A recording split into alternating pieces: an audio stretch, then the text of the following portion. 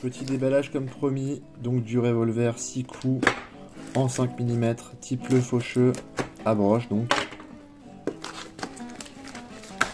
Copie belge, comme je vous l'avais promis dans le short. Alors vous me direz si le format short vous plaît, si je continue à en faire ou pas. Je vous attends dans les commentaires. Donc première impression en déballage. Ah bah il est minuscule hein. Je m'attendais pas à ce qu'il soit aussi petit. Comparé à mon couteau de poche qui n'est pas bien grand, c'est quand même assez ridicule. Mais c'est un exemplaire qui est quand même très rare et je vous expliquerai pourquoi. Donc voilà, la simple action ne fonctionne pas à l'arrivée. Donc qu'est-ce qu'on constate?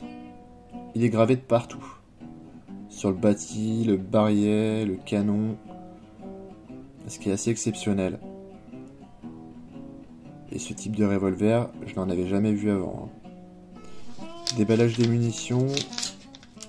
Pareil, la taille ridicule. Vous allez voir ça.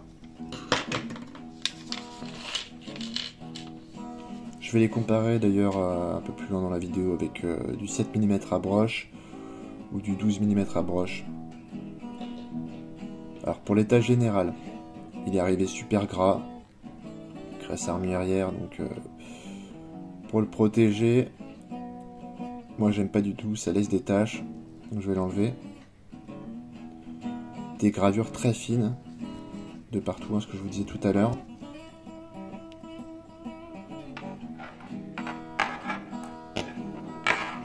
Voilà, on voit que l'extracteur, en tout cas la tige, est manquante. Ça peut se refaire avec un clou, il n'y a aucun problème. On voit que l'ancien propriétaire a essayé de le polir. Travail plutôt bien fait, mais il y a quelques rayures. Rien de catastrophique, ça s'enlève. Pour la crosse, alors là par contre, il manque à peu près 3/4 de vernis. Des rayures, des petits pocs, donc alors là, je vais poncer tout ça. J'ai pris pour ça des éponges abrasives, j'ai du 80 et du 120 en grain. Et ensuite je remettrai de la cire des antiquaires pour leur donner une nouvelle jeunesse. Je vous expliquerai pourquoi. Pour le chargement et le déchargement, c'est assez difficile vu la taille des cartouches. Et l'axe du barillet mériterait d'être un petit peu lubrifié pour faciliter l'action. Donc pourquoi ce revolver est aussi rare? Vu la taille des cartouches pour un revolver de défense, je pense que c'était pas très efficace. Donc moi je n'en avais jamais vu. Donc, la simple action qui marche pas. Mais par contre la double action marche parfaitement. Index nickel. Pas ou peu d'entrefer. Ce qui est vraiment bien. La plupart des ressorts sont présents. L'état général est quand même plutôt propre hein, pour son âge. Ce qui est étonnant aussi, c'est que le ressort de rappel de détente est bien fonctionnel, ce qui est pas souvent le cas sur ce type de revolver.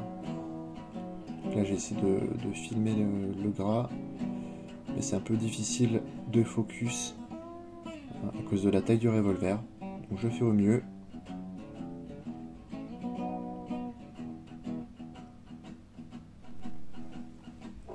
Globalement très content de ce revolver là.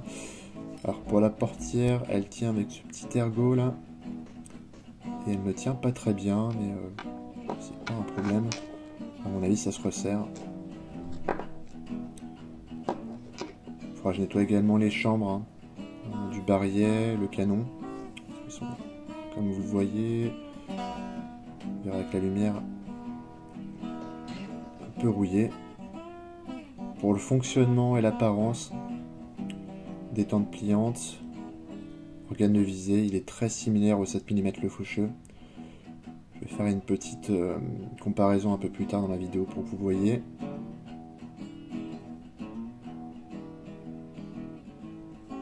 Donc là c'est vraiment une vidéo déballage présentation. Pour tout ce qui est historique ou restauration, on verra ça dans une autre vidéo. Hein. Donc là j'ai enlevé la graisse assez sommairement pour pouvoir le mettre en vitrine. attendant.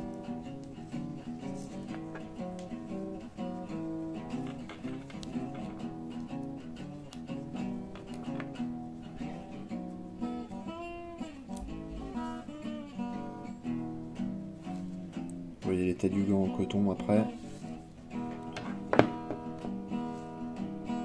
Donc pour la comparaison, hein, le 7 mm à broche étant pas très gros, vous voyez quand même la différence. Et les 3 cartouches, hein, comme promis. Voilà. Pour le poids, vraiment très léger, on pouvait s'y attendre. Là on est sur 135 grammes. Donc voilà pour la présentation. Bientôt il va y avoir du lourd sur la chaîne. Donc je vous remercie d'avoir visionné celle-là.